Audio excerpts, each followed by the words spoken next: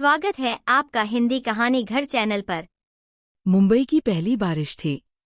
शहर की हर सड़क, हर इमारत की छत भीग चुकी थी। लेकिन बारिश के उस शोर के बीच एक इमारत की छत पर दो साए फिर से मिले, अनिका और विराज। कॉलेज के दिनों में दोनों एक दूसरे के बेहद करीब थे, पर वक्त और हालात उन्हें अलग ले गए। आज 6 साल बाद अचानक एक कॉमन फ्रेंड की बर्थडे पार्टी में मुलाकात हुई और भीड़ से बचते हुए दोनों छत पर चले आए। छत पर हल्की फुहारें गिर रही थी, लेकिन वो रुकने वाले नहीं थे। तुम अब भी वैसे ही हंसती हो, विराज ने मुस्कुराते हुए कहा। और तुम अब भी वैसे ही देखते हो, अनिका ने नजरें चुराते हुए जवाब दिया। कुछ सेकंड की खामोशी थी। बारिश की बूंदें उनके कंधों से फिसलती हुई जैसे पुरानी यादें जगा रही थी। विराज ने धीरे से उसकी उंगलियां थामी। क्या हम फिर से कुछ नया शुरू कर सकते हैं? अनिका की आंखें हल्की भीगी थीं। बारिश से या भावनाओं से ये कहना मुश्किल था। जो अधूरा छूट गया था, शायद बारिश उसे पूरा करने आई है, वो धीरे से बोली। और फिर एक पल में दोनों एक दूसरे के और करीब आ गए। भीगी हुई साड़ी में लिपटी अनिका की मौजूदगी और विराज की तेज धड़कनों के बीच जो खिंचाव था, वो अब बरसात से भी ज्यादा गहरा हो चला था। उनकी सांसें एक लय में चलने लगी। छत पर बिजली चमक रही थी, लेकिन उनके बीच की गर्माहट उस ठंडी बरसात को भी चुनौती दे रही थी। एक हौले से छुआ, फिर एक लंबा आलिंगन, और सब कुछ थम गया। वक्त भी, बारिश भी, दोनों का डर भी।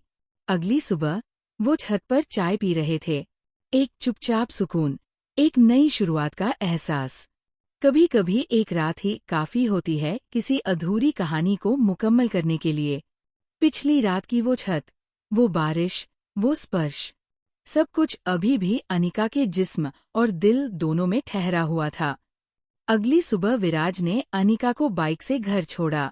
रास्ते में ज्यादा बातें नहीं हुईं। सिर्फ नजरों से जो कहना था, वो कह गए। 3 दिन बाद शनिवार की शाम विराज का मैसेज आया। छत पर मिलोगी आज? बारिश फिर लौट आई है। अनिका ने बिना कुछ कहे बस यस टाइप किया और फोन रख दिया। वो जानती थी कि ये सिर्फ बारिश नहीं, उनकी कहानी का दूसरा पन्ना भी है। छत पर आज और भी गहरा अंधेरा था, सिर्फ दूर की बिल्डिंग्स की लाइट और बीच बीच में बिजली की चमक। विराज पहले से वहां था, हाथ में 2 कप कॉफी लिए। आज बारिश नहीं, हम बरसेंगे, उसने हल्के से कहा, और दोनों हंस पड़े। लेकिन उन हंसियों में इस बार एक अलग बेचैनी थी। वो करीब आए, इस बार और ज्यादा। अनिका ने खुद आगे बढ़कर उसके गले में बाहें डाली। तुम्हें पता है विराज, उस रात मैं डर रही थी, लेकिन अब नहीं। अब मैं सिर्फ जीना चाहती हूँ, तुम्हारे साथ, हर पल। विराज ने उसकी साड़ी का पल्लू हल्के से हटाया और उसकी आंखों में देखते हुए बोला, अब डर सिर्फ एक ही चीज से लगता है, तुम्हें फिर खोने से। फिर जो हुआ, वो सिर्फ 2 धड़कनों की कहानी थी। न कोई शब्द, न कोई रोक। उनके जिस्म भीग रहे थे, लेकिन अब हर बूंद एक चाहत बन चुकी थी। वो छत, जो कल तक सिर्फ एक मुलाकात की जगह थी, अब उनकी मोहब्बत की गवाही बन चुकी थी। अगली सुबह बिल्कुल वैसे ही जैसे कल, 2 कप चाय, 2 धड़कते दिल, और एक नई सुबह। लेकिन आज अनिका ने जाते वक्त मुड़कर कहा, अब ये मुलाकातें बस छत पर नहीं होंगी, अब हर जगह तुम्हारा साथ चाहिए।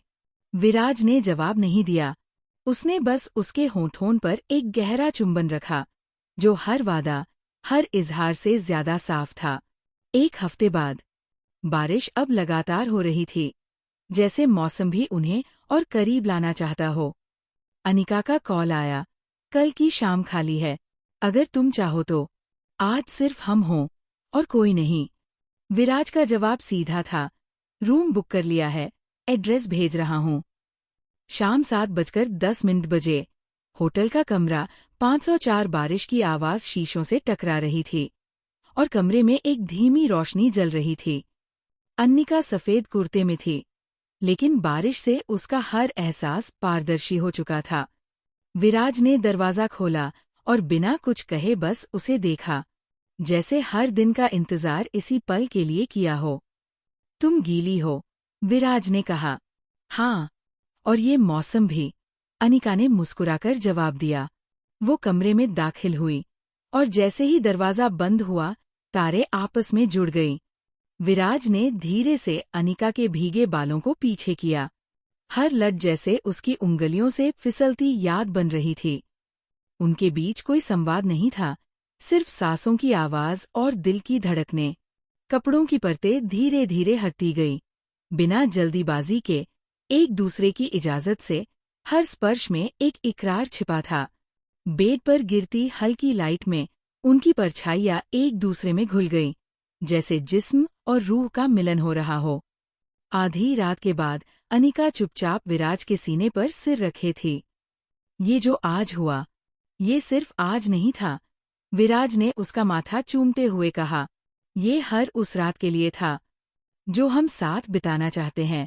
होटल के पर्दों के पीछे से आती धूप में दो जिस्म अब सिर्फ एक एहसास बन चुके थे। अब कुछ भी अधूरा नहीं रहा, अनिका ने मुस्कुराते हुए कहा, और विराज ने बस उसकी उंगलियां फिर से थाम ली।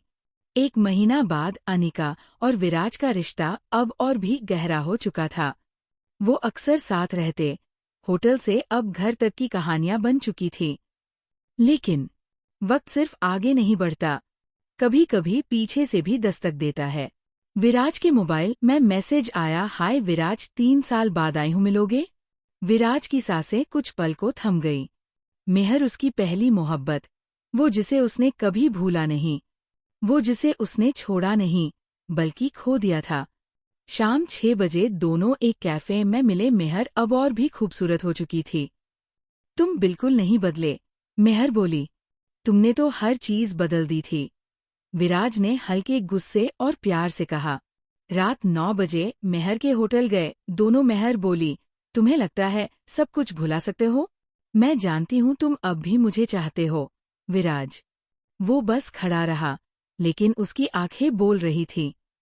एक कदम मेहर ने बढ़ाया, दूसरा खुद विराज ने।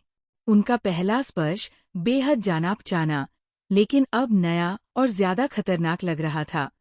जब मेहर ने उसका शर्ट हटाया, उनके जिस्म फिर से जुड़े।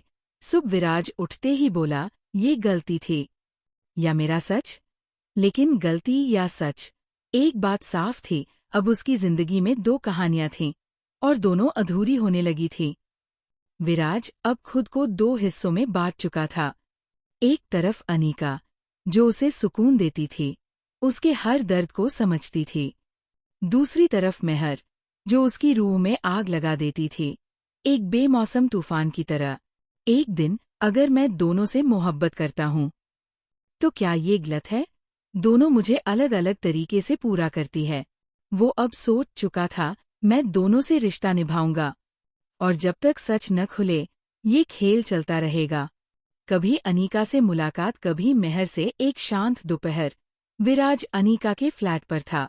अनिका ने उसके कंधे पर सिर रखते हुए कहा, तुम्हारे आने से लगता है दुनिया रुक जाती है। विराज ने बस मुस्कुराकर उसे बाहों में भर लिया। उस रात धीमी रोशनी, गुलाबी रजाई, और अनिका की सांसें, तुम सिर्फ मेरे हो। उसकी ये बात विराज के सीने पर तीर की तरह लगी, क्योंकि वो जानता था, वो सिर्फ उसी का नहीं है। अगली ही शाम विराज होटल लौटता है, जहां मेहर उसका इंतजार कर रही होती है। तुम देर से आए हो, मेहर ने कहा, होंठों पर एक शरारती मुस्कान के साथ। वो करीब आती है, उसकी शर्ट के बटन खोलती है, और कान में कहती है, आज सिर्फ तुम और मैं। कमरे में फिर वही गर्मी, वही पागलपन, लेकिन इस बार विराज के दिल में एक डर भी था, कहीं कोई देख न ले, कहीं कुछ बिखर न जाए।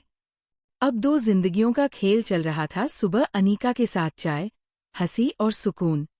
रात को मेहर के साथ शराब, आग और अधूरी प्यास। दोनों को लगता था वो खास है, लेकिन सच्चाई ये थी कि विराज अब खुद ही खो चुका था। विराज एक बार फिर उसी होटल के कमरे में था, मेहर के साथ। कमरे की रोशनी हल्की थी, माहौल वही पुराना, पास आने की चाह और सब कुछ भुला देने वाली आग। विराज ने मेहर को आलिंगन में लिया ही था कि दरवाजा जोर से खुला। अनिका वहां खड़ी थी, हाथ में फोन, आंखों में आंसू और चेहरा गुस्से से लाल। मैंने शक किया था, लेकिन आज तुमने सब साफ कर दिया। विराज हड़बड़ा गया। मेहर ने चुपचाप चादर लपेट ली और उठ बैठी। अनीका, ये बस एक गलती थी। नहीं विराज, तुम एक गलती नहीं हो, तुम खुद एक धोखा हो। अनीका ने उसका चेहरा देखा, एक बार प्यार से, एक बार नफरत से, और फिर बिना कुछ कहे दरवाजा बंद करके चली गई। कुछ देर बाद मेहर भी चुप थी। तो यही सच है? मेहर बोली। विराज ने धीमे से कहा, मैं दोनों से प्यार करता हूँ। अलग अलग तरीकों से। मेहर ने एक लंबी सांस ली और कहा, नहीं विराज, तुम किसी से प्यार नहीं करते। वो उठी, अपना बैग लिया और हमेशा के लिए चली गई। एक बार फिर वही छत, वही बारिश, लेकिन इस बार वो अकेला था। ना अनीका थी, ना मेहर, ना हंसी, ना आहट, बस उसकी सांसें और पछतावा। शायद मैंने बहुत कुछ चाहा और सब कुछ खो दिया। बारिश उसके ऊपर गिरती रही, पर अब वो भी उसे ठंडी नहीं, खाली लग रही थी। कुछ कहानियां मोहब्बत से नहीं, पछतावे से पूरी होती है। कहानी कैसी लगी? कमेंट में बताएं। अगर कहानी पसंद आई तो लाइक करें। चैनल पर नए हैं तो सब्सक्राइब करें। मिलते हैं अगली कहानी में। धन्यवाद।